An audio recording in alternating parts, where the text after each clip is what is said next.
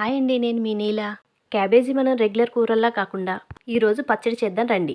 ముందుగా ప్యాన్ తీసుకోండి. ప్యాన్లో 2 స్పూన్లు ఆయిల్ వేసుకోండి.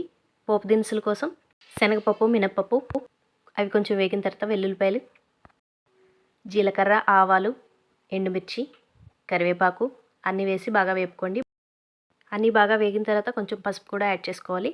ఈ పోపు అంతా తీసుకుని పక్కకు పెట్టేసుకోండి. ఇప్పుడు అదే ప్యాన్లో 2 స్పూన్లు ఆయిల్ వేసుకొని కట్ చేసుకున్న క్యాబేజీ అందులో వేసుకోవాలి.